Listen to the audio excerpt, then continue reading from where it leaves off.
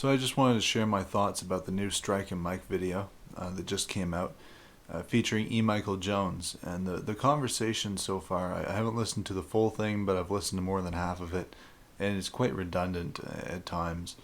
But it's primarily a debate between E. Michael Jones and Eric Stryker. I'm just saying the names now, I don't care. Ban me at this point. But the problem is, I don't mind Catholic nationalism. I don't mind E. Michael Jones's brand of nationalism, which seems synonymous with Nick Fuentes. I don't have a problem with it personally at the moment, but there are some issues you run into when you're talking about definitions. And E. Michael Jones has done this before. He likes to go off on tangents about how white identitarianism, I should say, is a bad thing, and it's something we should avoid, and it's the category is false.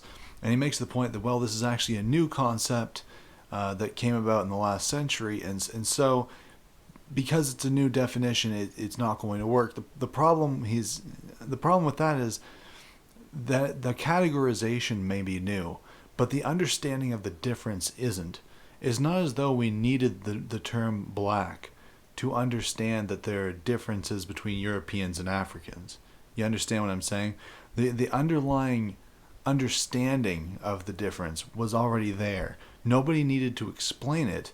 It's just that we had a new category of people. And it's a category that is biological, that can be measured. You can, a geneticist can tell from taking a swab of your mouth by the bacteria in your mouth what race you are.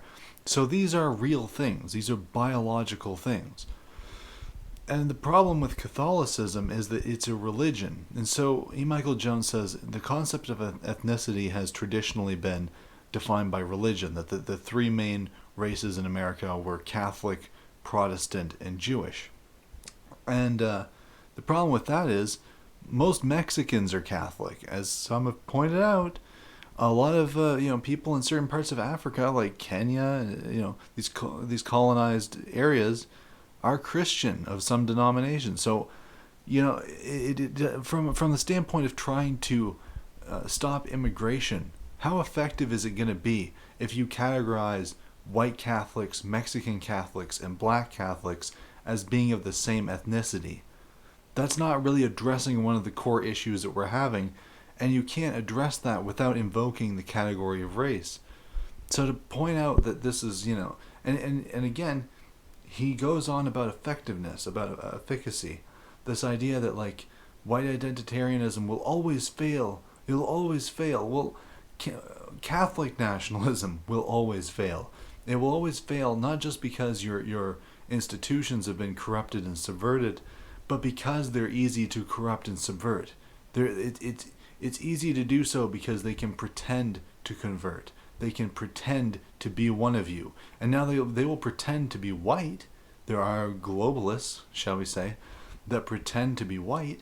But the difference is we can detect them. We can point them out. We can say, you're not really one of us because you're not really white, because when we look at your name, when we look at your background, when we look at your family, your genealogy, we can sort of piece things together. You can't do that with Christianity, because if someone says, I was Jewish, now I'm Catholic, who are you to argue? Who are you to say whether that conversion was legitimate? And so it's very easy for them to adopt your identity and then destroy you from within, because there are no boundaries, there are no hard distinctions to keep them from doing that. And that is the primary way that they attack us, from within. You understand? So there are problems with this thing. Now again, I don't mind if you want to do it for now, and I don't, I sympathize with the alt-right's criticisms of the paleocons, this idea that we should support Trump despite the fact that he hasn't given us anything, or we should all be Christians, as if Christianity is going to save us by itself. I think that's laughable. I don't think that that's realistic. But if that's what you want to do for now, I'm against attacking people unnecessarily, and especially attacking people who are adjacent to us, who are having victories, because all you're doing is helping the enemy at that point. If you want to wait until things calm down and we're not striking blows at the heart of globalism, and you want to take issue with people, then that's fine. I don't have a problem with that. But do it tactically, do it tactfully. Don't attack the people that you're supposed to be, sympathetic toward just because you disagree with their tactics or their behavior. Take issue with it respectfully.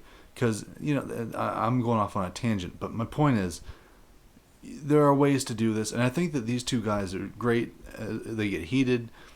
Both Jones and Stryker get kind of flustered at times, but you can tell they're maintaining their composure. They're being respectful to one another, at least as far as I saw. But yeah, I think that we need to push back a little bit more succinctly against this Catholic nationalism thing. Because not because I want to rip it down, but because I can't let these sort of criticisms go unchallenged, and I'm glad that these guys aren't. But I think that, look, if you're not catching flack, you're not over the target. Jones makes the point multiple times that you don't have certain rights, you don't have certain protections if you organize under the white identity, but you would if you were Catholic. And Stryker points out, well, why is that? Of course, these are people who just recently had a case thrown out against the SPLC. A judge threw out a case with quite frankly, pretty damning evidence of corruption and bribery dealing with the SPLC. She just threw it out. So, this is the power they have. The reason some people have freedom of assembly, freedom of speech, all of these sort of things that allow you to organize and to spread your message, and other people don't, is based on effectiveness. There are dissidents who are allowed to say things that we aren't. There are people who, in some ways, legitimately criticize the system, but aren't met with the level of censorship that we are. Why is that? That is because the more accurate you are, the more damage you're causing, the more true you are in your... more scathing, I should say, that's the word. The more scathing you are in your criticisms of globalism and the tribe, the more they will clamp down on you. So I just wanted to get that out there. Like, these arguments they're not very good, I don't think. And I think that Dr. Jones is very good on a lot of other things. I've got his book coming in the mail, Libido Dominandi. I've heard it's spectacular. But I do have to push back on this, and I think that Stryker is absolutely right. I think that these guys, they're organizing under a racial identity, an identity of blood, are doing the right thing.